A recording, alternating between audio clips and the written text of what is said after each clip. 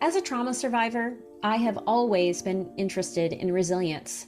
But growing up, I believed it was something that you were born with.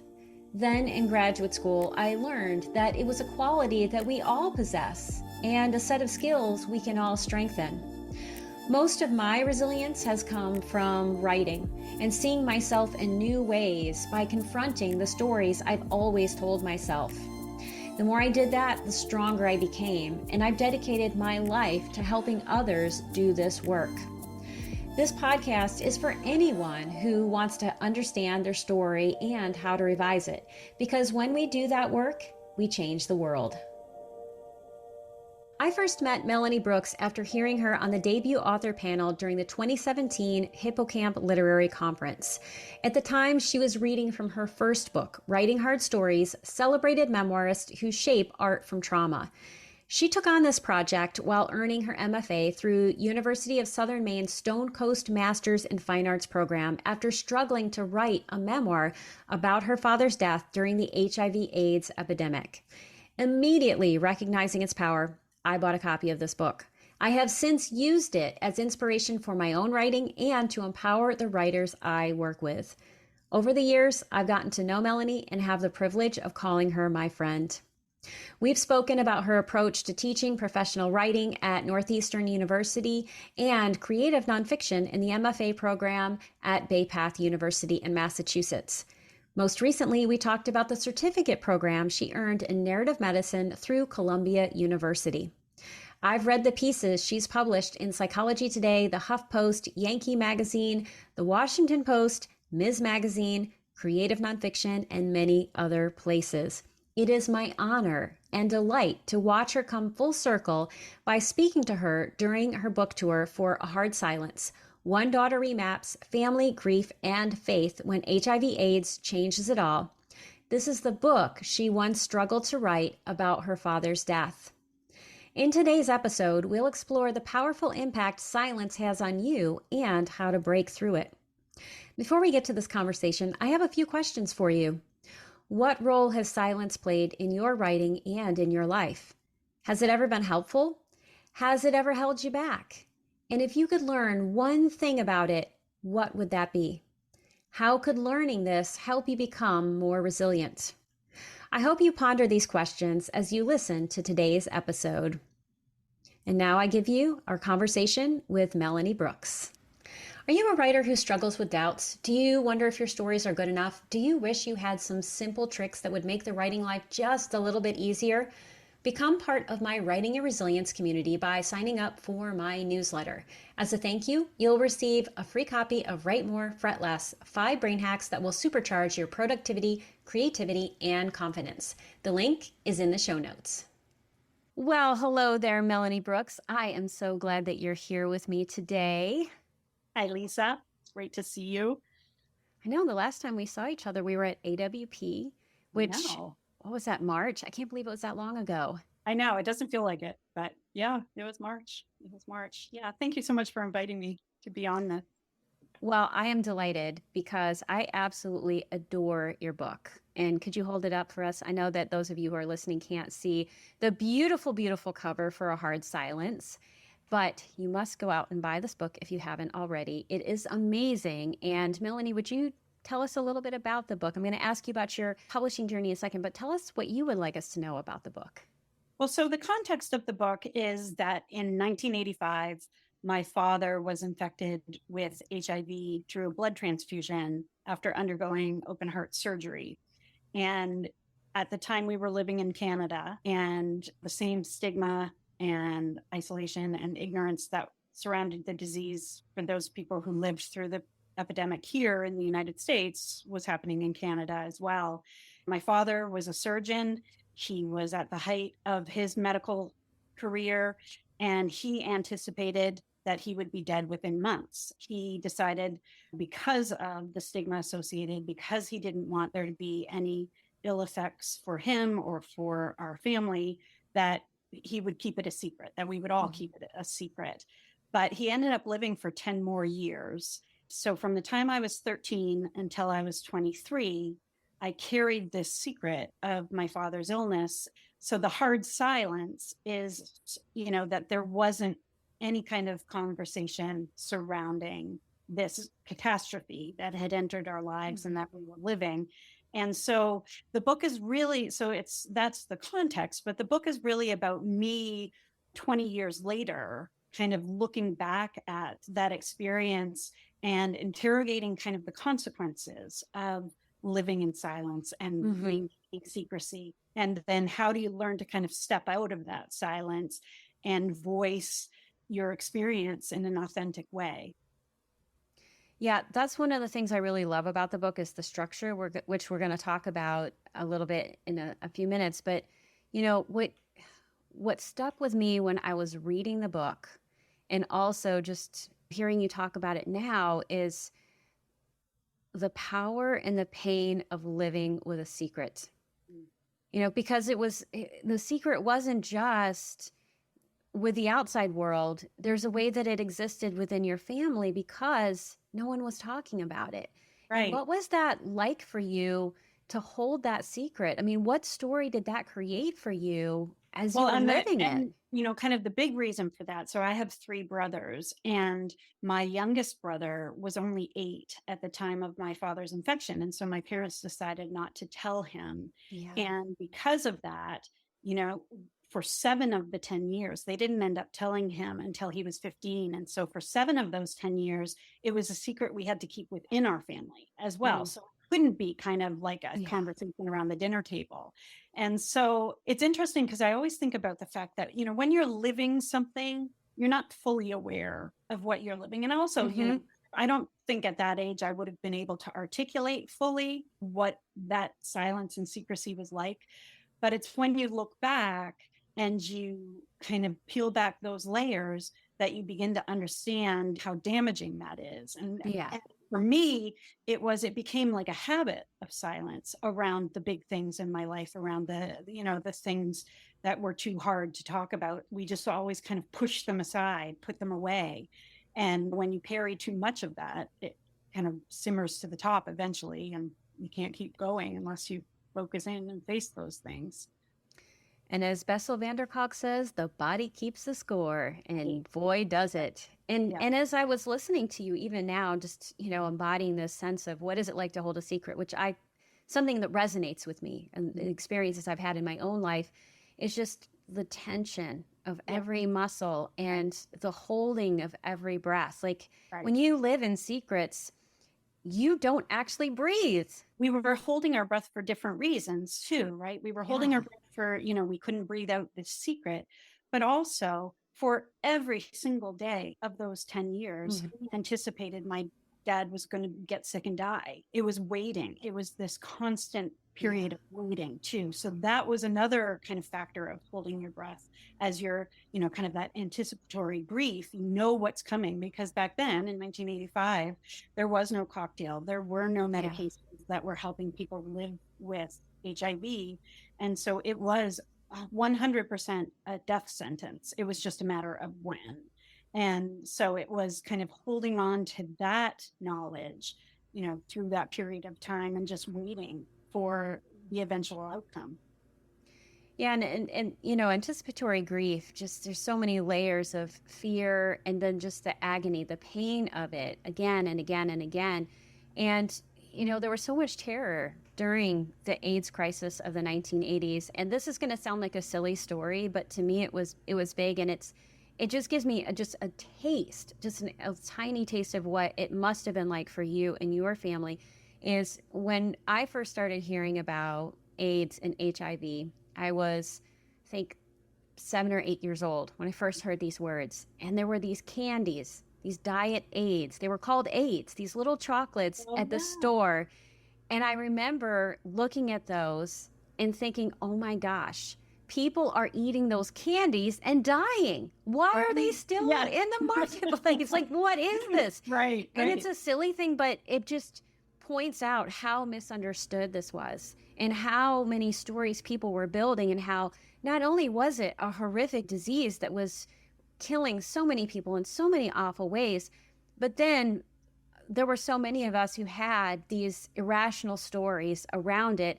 And so all of the responses that people had to the epidemic just compounded what your family was going through is, having someone who was HIV positive. Right. And, you know, because we weren't talking about it in my family, my knowledge of the disease came from the same place as everybody else's did, right? The media, the scary tabloid headlines, the way television was, kind of embodying the epidemic and various things, And so it was kind of like I was gaining my knowledge and understanding in very incremental phases. Mm-hmm. And so to kind of learn this information, I'd learn a piece, but then I couldn't talk about it. And I couldn't. And I always want to qualify when I say that, because I think if I had wanted to talk about it, I don't think my parents would have said, like, no, we're not speaking of it. Right. But I very quickly understood. Well, and I talk about this in the book too, that my parents never sat me down and told Yeah. me. I think at the time when they told my two older brothers, they thought, we won't tell Melanie and David, but somehow, like right at the beginning, and I think in the book I call it like a baffling hole in my, right, that I found out. Whether I overheard something, but I knew very early. And eventually, I think my parents understood that I knew, but there was never a moment where we like sat down, talked about it. They said to me, if you have any questions, feel free to ask us. You can always come and talk to us, right? That invitation wasn't extended. And I think I internalized that as, this is a secret I'm really not supposed to know. This is something I'm really not supposed to talk about. And so I didn't reach out with those kinds of questions. I didn't, kind of approach them. I'm sure if I had, they most certainly would have talked to me about it.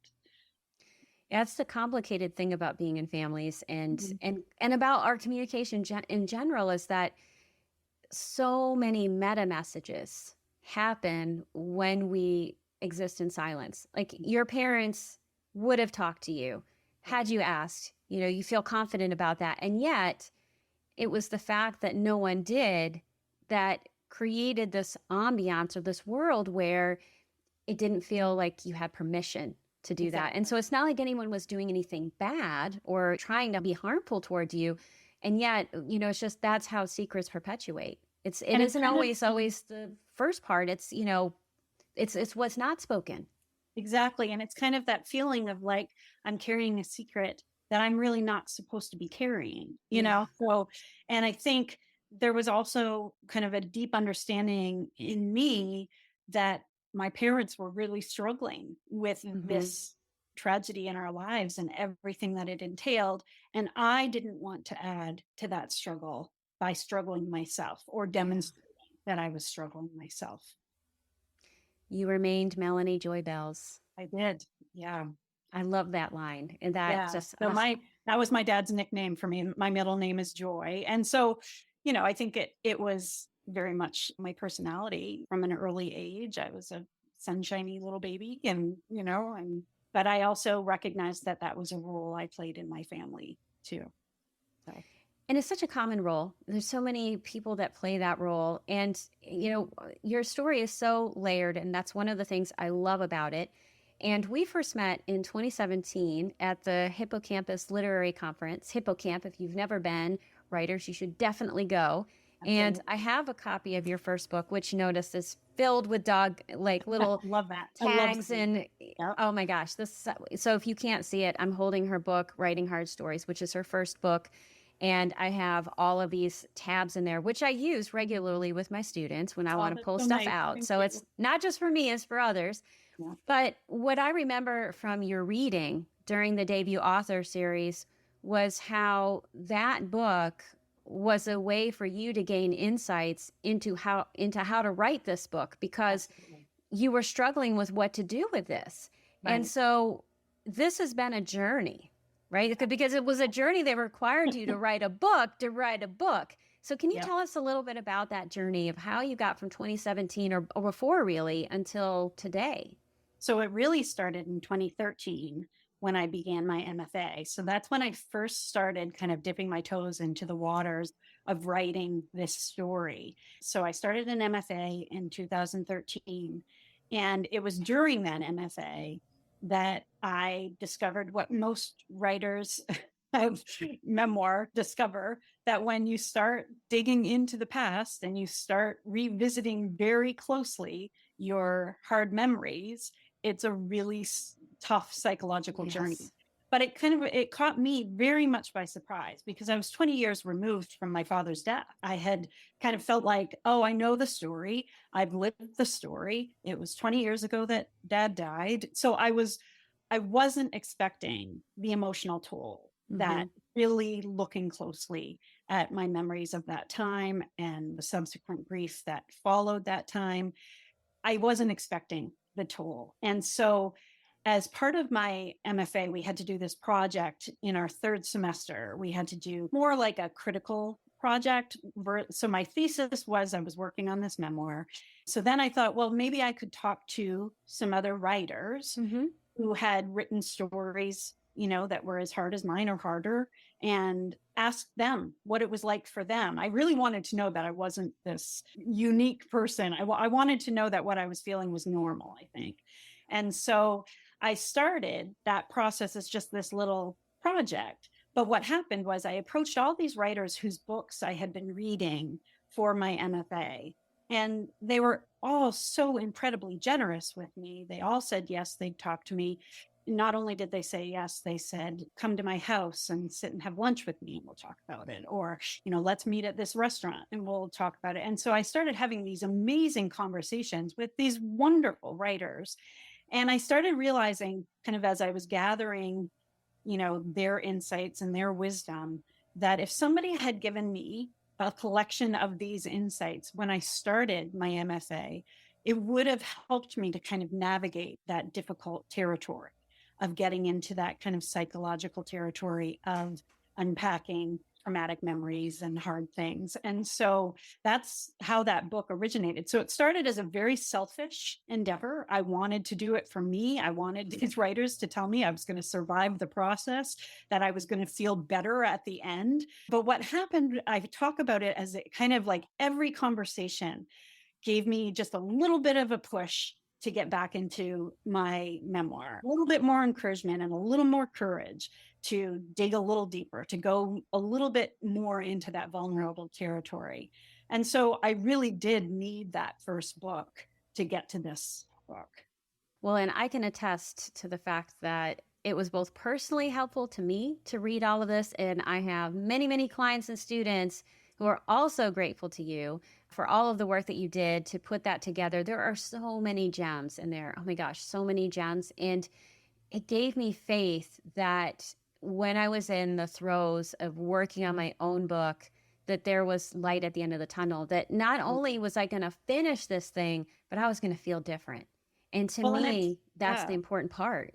Well, and it's so interesting because kind of as I was having these interviews, that's the thing. Like one of the questions I asked all the writers was like, what did it feel like to finish? What did it feel like to publish this book? And all of them use some version of relief or freedom or, like a heaviness had been lifted, and since I was still so kind of in the thick of it, I was still really stuck in the weeds. I kind of would say like, oh, okay. I'll believe it. I held on to their words, but it's so true. When you come to this place where you can kind of take this book and hold it in your hands and know that you put all of that somewhere, it does change the way you carry that story and it changes the way you feel about it. Absolutely. And I, not quite where you are yet. So I'm saying yet because I will get there, but I already feel that. And so that was your first book. And one of the things I want to let everyone know is if you aren't following Melanie on Instagram or some other form of social media, she has these amazing posts where it's kind of a full circle experience. They are writing these beautiful blurbs for her book. So I've seen Richard Hoffman, Abigail Thomas, Andre Dubus III, Michael Patrick, Alex Marzano-Lesnevich. I mean, you've got like this celebrity list of people who are giving you glowing praise, which is very deserved for this. But it took a while to get there, right? You wrote the first book. You had this great success. You had this huge contribution to the literary community. But that was 2017. It's 2023. Right. So, and you and I were in this cohort together. We were in this group where we were talking about it and you were beginning to send out submissions. Talk about that part of the process. So it's been, the publication journey for me with this book has been very difficult. And maybe I should say it's been kind of a rutted, rocky road, as I should say.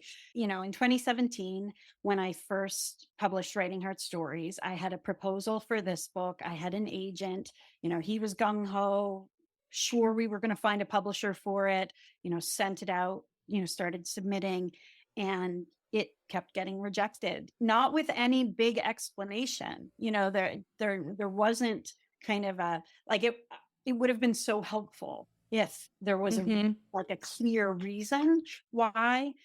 But I think over time, what I kind of started to understand was, it was never something that, like, anything that they said was never about the quality of the writing, which was encouraging. Yeah. Often I would receive these rejections, especially when I parted ways with my agent and I started some submitting on my own.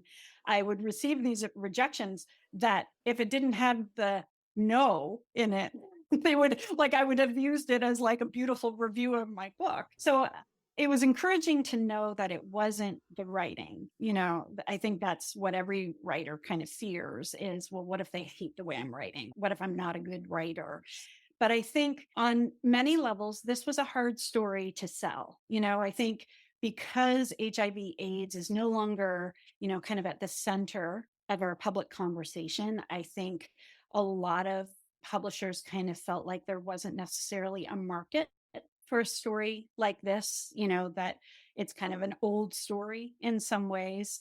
I think that was part of it. I know you and I have talked about the fact that books about grief are not always welcomed in the publishing world, like in the same way that grief is kind of looked at in our society as something that we don't talk about a lot. I think it was also kind of that feeling in publishing, like, we've done enough with grief. We don't want to hear any more grief. Yeah.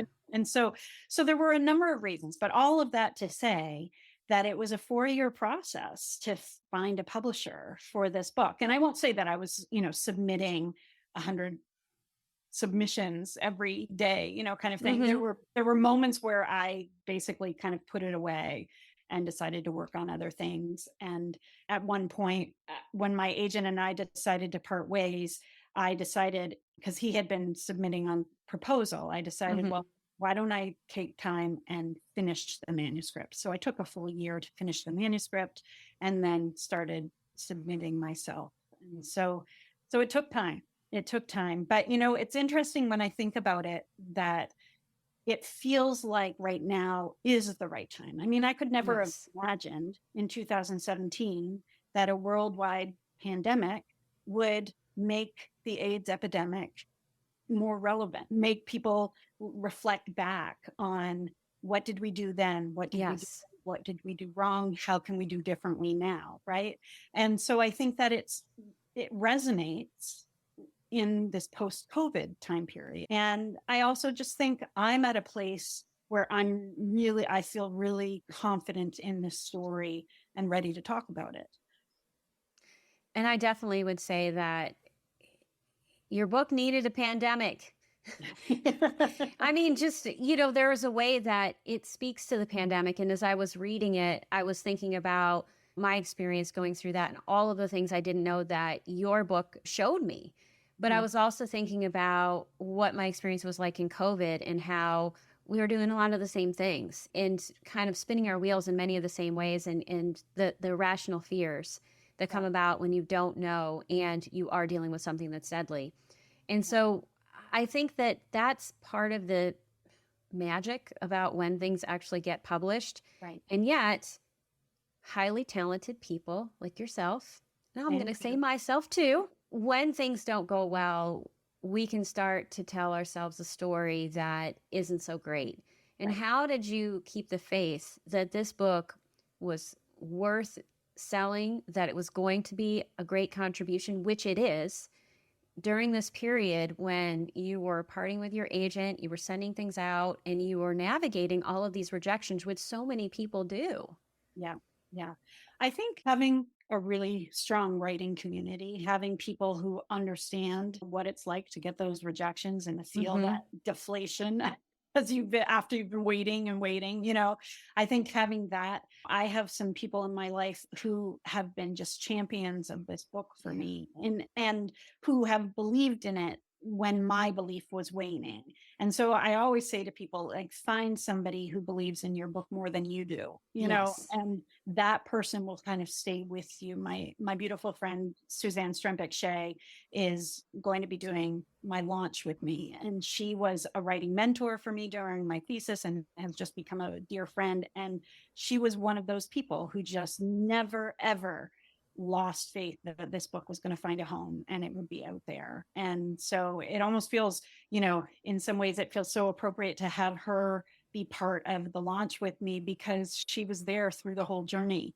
I also think that I firmly believe that, stories like mine, stories like so many other people's Hmm. who lived through that time period, they need to be there to remind us of that Yes. period of our history. I mean, there's an entire generation that doesn't know what it was like in the 80s and 90s Hmm. when AIDS first came, and just kind of how people responded. And I think without that knowledge, we're kind of destined to repeat things. And we saw some of that, saw some echoes of the discrimination and the prejudice and the stigma that was happening, and the isolation as well. Yes. And I just think it's important that we continue to talk about these stories. And I think that belief was kind of a driving force. Like, this story is important. I know it's important. And that was kind of a belief that I held on to, despite kind of the dejected feeling that you get over time of getting rejected.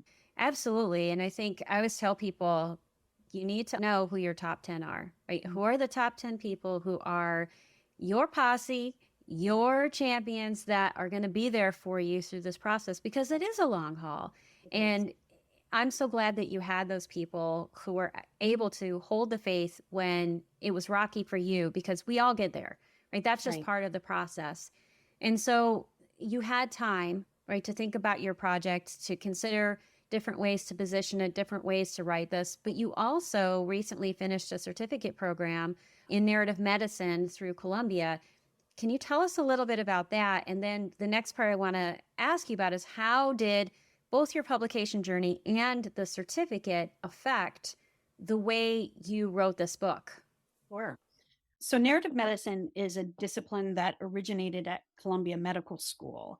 And it was kind of a belief that one particular person, her name is Dr. Rita Sharon, she is considered kind of the founder of narrative medicine. It began with a belief that if medical practitioners employed kind of narrative tools that we Mm-hmm. tend to see in the humanities, right? Like close reading and, Yes. prompted writing and, creative work, that it would help kind of bring a more humanistic approach to health. Mm-hmm. And so that's where the field originated. And it's become almost a standard in most medical schools that narrative medicine is a part of the educational training of medical practitioners. Mm-hmm. But it has expanded, to social work, to, anybody who's kind of in that practitioner role. And what has also happened is there's been a lot of intersection, because it's a humanities based discipline. There's been a lot of intersection with artists and writers and musicians and filmmakers to understand, like, how does that work kind of come together. And so as a writer entering a narrative medicine program, my goal was to think about the idea of the lived experience of illness, of caretaking, of witnessing illness, right? And that has also kind of grown within the discipline, the understanding that individual stories of navigating healthcare, dealing with trauma, of being a healthcare practitioner, that those really matter, that the Mm-hmm. stories that come out of that help to kind of expand our perspectives within, kind of healthcare and medical practice, right? And so for me, it was the understanding that, I mean, I kind of focused on it from a couple of different perspectives. My father was a physician, so I understood that for him, my mom and dad wrote a book and published it the year my dad died. and about their experience. And I know for my dad, that was a way of making sense of his experience, Yeah. right? I think that when we look at, kind of taking a creative approach, an artistic approach to our experiences, it helps us to understand them better. And also, it helps other people to kind of enter into our experiences and recognize how do they differ from our own, and how do we kind of create that affiliation. And so for me, the learning I was doing in narrative medicine really kind of fed my belief that, these individual narratives of the lived experiences are vital and we need more of them in the world. And I think, it prompted me to want to teach more of that, also to help bring people's stories together. And, Yes. as writers, that's kind of our most valuable asset is we create kind of a platform for ourselves with our books that opens space for other people to talk about their stories. Nothing more rewarding than being at a book reading and, having somebody come up to you after and say, I really appreciated your book and here's why. And let me tell you my story. Right. Yes. And to see those places. And I think that that's how narrative medicine really impacted my thinking about my book, about these kinds of stories. And that's so beautifully said, because our stories are really who we are. Mhm. And when we don't see them out in the world, it's kind of like what happened in your family. We think that our stories don't matter, and we also don't know what to do with them. Right. So I love that you're doing that. And what I noticed about your book is there was two stories you were telling. There's the story of reclaiming your voice, of deconstructing the silence, of understanding this thing that happened, and also that story of anticipatory grief. Right. And you had a lot of different ways you could have put this together. Right. And you have this really beautiful way that in some ways matches, I think, the true crime books that I have read, like Alex Marzano's Lesovich, The Fact of a Body, Sarah Perry's After the Eclipse. These are two books I've read recently that have this alternating structure of kind of before and after. Yeah. And your book does that, which was surprising to me when I read it. And yet it's brilliant and it works so well because, one of the contracts that happens when we're writing a memoir is like, we know the person survived it. And we know in the first chapter, the dad dies, right? So we're waiting for that this whole time. And you could have put that early on. I mean, you could have told this as a chronological story and that, that he contracts HIV and then he's sick and then he dies. And then I have to figure out how to heal. That's one way to tell a story, but you push us into both at the same time in this way that heightens the tension and also amplifies some of the experience of like the secret. Like you get to a certain place with a story, but then it's like, nope, let's go into this other direction. And you create the sense of withholding around his death. Like you give us a chance to love him and appreciate all of his complexities and then to grieve right alongside you in a way that would not have happened if this was a chronological book. So when in your process did you decide on this fancy pants structure that works so well? Well, I'll tell you, structure was like the bane of my existence throughout the whole writing process for me. It's interesting. During my MFA, I think it was my second semester, a mentor, kind of her strategy with many of her mentees was, when I start work with a mentee, I'd like you to kind of create a timeline of the Mm-hmm. story that you're telling, and I get it, it seems like a straightforward approach. And, so being the good student that I was like, all right, I'm going to do my timeline. And I started kind of creating it, and it just became kind of this tangled mess Yeah. of, I couldn't see it in a linear way. Mm-hmm. I've always kind of talked about this story of like, I think I carried it as like, those like tangles of yarn, where you have to kind of find the starting thread and then you have to figure out, Yes. thread by thread. And that's what it felt like. It just felt like this giant tangled ball. And I kept pulling at these threads and like one would lead to another. And then I kind of felt like there's no way that this can be a linear story Mm-hmm. because so much of like there was this parallel journey of like me in the closer here and now Right. looking back, and that was such a part of the story as well. And so I really struggled on the structure front. I tried from a chronological perspective, and I was like 70 pages of my dad dying in the in the first part of the book. That's gonna like Mhm. send people over the edge, and I knew that it wasn't going to be chronological. Then the question was, well, so then what is it if it's not, And I was fortunate to have read some really lovely memoirs that were nonlinear, and that kind of demonstrated to me that there are different ways that you can structure, a story. And so Yes. I kind of think of my story in a sense as like a mosaic, that it does have that back and forth structure, but it also kind of has it's thematically based, all these kind of thematic threads that felt important.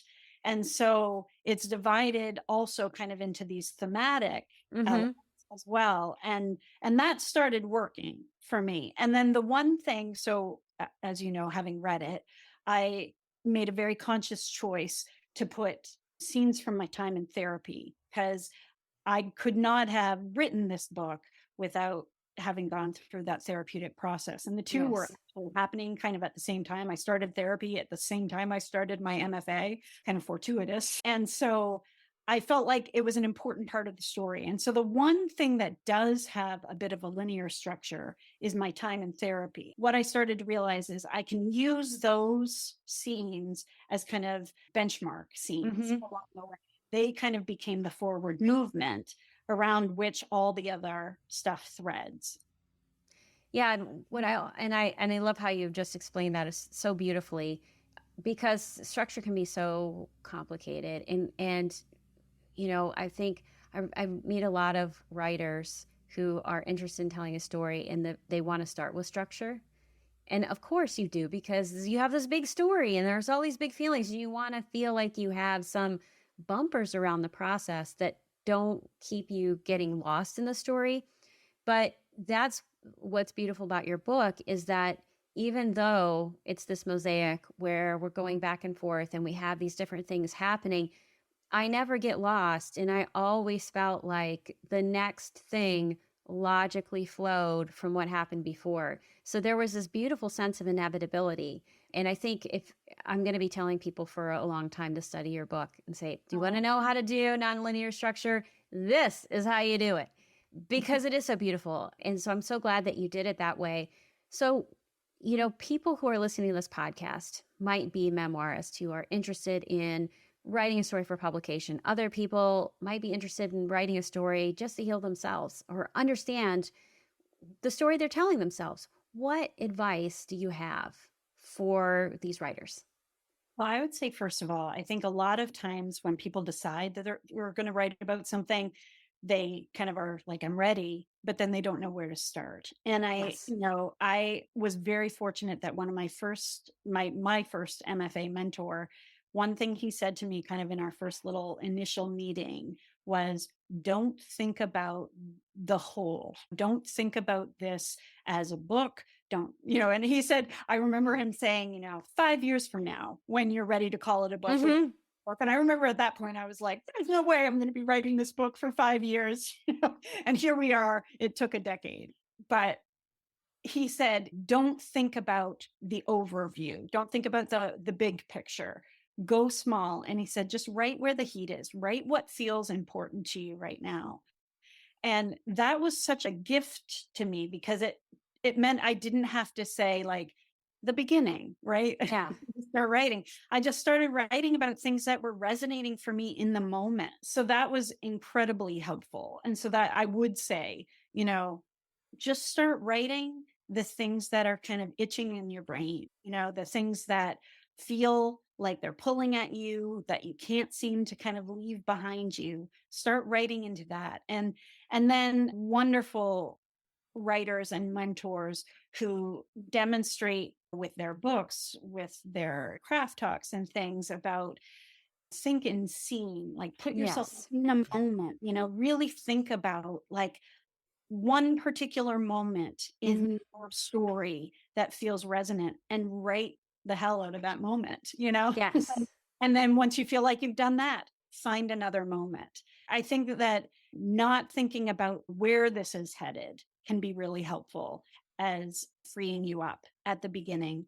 And then, as you said, sometimes we're entering into this just because we want to understand the experience first. I think that's probably the impetus for most memoirists. They kind of Yes. start with, like, it's not about other people, it's about me. I want to, like Andre Debus says in Writing Hard Stories, in my interview with him, he says, we all know what happened, but when we start writing, it's because we want to figure out what the hell happened. Yes. And so I think that is a lot of what starts us writing. And then I think somewhere along the line, for some people, for writers like you, we recognize that there might be something in our story for other people. Yes. And we start kind of taking that different approach of, like, let's craft this into something that makes it accessible. But if you're thinking about that from the very beginning, you're probably not going to get to the truth of your experience. Yes, absolutely. Because when you do that, you are trying to please other people rather than understand your own experience. And I love that quote from Andre Debus. I use it all the time because it's true. And every book has an essential question that it's asking and answering. Like, the book is the answer to that question. Marion Roach Smith often calls it the argument. But the first question every book starts with, and every story and everything that we write, is what happened and what happened to me. And so I love how you are refocusing people on just look at what happened to you. Bear witness to your own experience, understand your feelings around it, figure out what that is. And so now I'm going to get you to do something. If you don't mind, Melanie, will you pick up your book? Hold it to your heart and answer the following question. How does it feel to hold this book and to have come full circle on this experience? In some ways, it feels really surreal. It feels like I can't believe that I have this book and that I can hold it in my hands. But it also feels very gratifying. It feels like, I've done a lot of work to get to this place, and not just the writerly work, but the psychological work, the physical work of doing it. And so to come to this place where I'm holding this book, it feels like, I remember Richard Hoffman talking about it when he talked about finishing Half the House. He said, it felt like he had kind of entered a new place, right? Yes. And that's what I feel like. Like I'm moving into a new space with this book, coming along with me. But it's not this giant weight I'm carrying that I'm dragging behind me anymore. What is part of the new story you're telling yourself in this new space that you are now living? I think I believe in my own voice. I believe that my voice matters, and that what I have to say in the greater context of HIV/AIDS, my particular voice matters in that context. I think that it's also, I know that it puts me in a position to talk to people about what I love to talk to people about, right? I am somebody who leans into hard stories, who leans into emotionally fraught material. And so it gives me the opportunity to move further into that space. And hopefully, I've said all along that if somebody reading this book can say to me, it made me feel less alone, then I've accomplished what I wanted to accomplish in writing this book. Well, I am so grateful again that you wrote this. And y'all, if you have not got your copy, you need to go buy it. You need to read it, and you need to read it again so you can study how masterfully this has been written, because it's both a great story and a great tool to understand how stories can be constructed. So thank you so much, Melanie. If people were going to follow you in any one place, what is the best place for them to follow you? Well, so first of all, let me say thank you to you, Lisa. And when Lisa was talking about, like, those 10 people that you need to have in your circle, she's been one of my people. And so I'm grateful to you for your ongoing support. And just doing this, is another way to continue to support. If you want to connect with me, you can contact me through my website, melaniebrooks.com. That's also where you'll find news and updates about my book tour. You can find me on Facebook. You can find me on Instagram. I'm Melanie J.M. Brooks Writer.